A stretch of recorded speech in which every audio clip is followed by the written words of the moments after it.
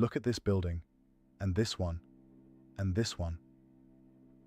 Now ask yourself, who really built them? Because according to millions of people online, it wasn't who your history book says. There was a civilization so advanced, so powerful, so global, that the entire world conspired to erase it from history. They called it Tartaria. The theory claims that Tartaria was an advanced ancient civilization in Central Asia, one that purportedly built the world's most iconic landmarks, from the pyramids of Giza and the Great Wall of China to the Taj Mahal and the United States Capitol. Believers also claim Tartarians possessed advanced technologies like wireless energy systems, which were suppressed to conceal their achievements. Medium then, it was all wiped out. Most of the empire was supposedly lost in a series of massive mudslides called mud floods, and history was intentionally rewritten to make buildings seem younger and more modern. This is the most visually compelling section. 3 main pillars. 1. The maps Tartary was printed on Western European maps from the 13th to the 19th centuries, covering a vast region bounded by the Caspian Sea, the Ural Mountains, and the Pacific Ocean.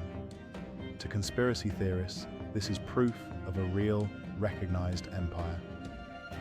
2.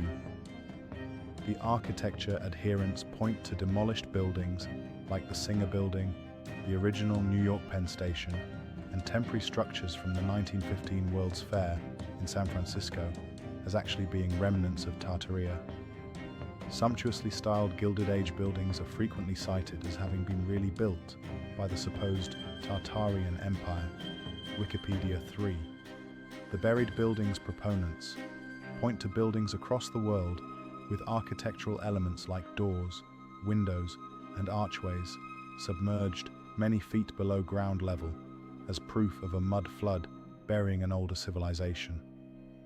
The theory originated in Russia as pseudo-scientific nationalism, with aspects first appearing in Anatoly Fomenko's New Chronology in the mid-1970s and early 1980s, which argued that historical timelines had been fabricated. It was then popularized by the racial occult history writings of Nikolai Levashov. These ideas were later globalized online, stripped of their original Russian nationalist context, and merged with broader conspiracy narratives. Since about 2016, the theory gained massive internet popularity, divorced from its original framing. Today, the hashtag Tartaria tag on TikTok has amassed almost 300 million views, and the associated hashtag Mudflood tag a further 150 million. Tartary was a blanket term used in Western European literature and cartography for a vast, largely unknown part of Asia, not a political or cultural entity. Misinterpretations of Tartary as an empire distinct from the Mongol Empire gave rise to the conspiracy theory. Wikipedia. The regions labeled Tartaria on European maps were home to remarkable civilizations that the conspiracy theory completely ignores, including the Golden Horde, the Mongol Yuan dynasty, various Turkic empires, and the Silk Road networks that connected them. There are thousands of pieces of archaeological evidence that contradict the theory, but believers have explanations for all of it. Either that all old artifacts are actually Tartarian, or that the evidence was planted by world governments as part of a cover-up during a Great Reset.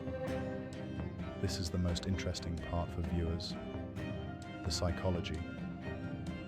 Writer Zach Mortis, writing for Bloomberg, believes the theory reflects cultural discontent with modernism and a belief that traditional architectural styles are inherently good, while modern styles are bad, describing it as the QAnon of architecture.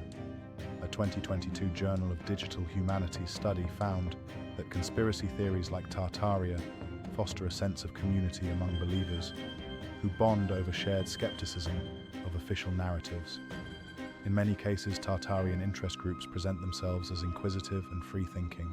The Reddit community sidebar reads, "Maybe the history we've been told is a lie." Here's the thing: Tartaria was real. It was on the maps. The buildings are real. The questions people ask about them are real.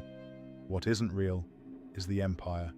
But in a world where trust in institutions is collapsing, a story that says you've been lied to about everything is incredibly powerful. And that's worth understanding, whether you believe it or not.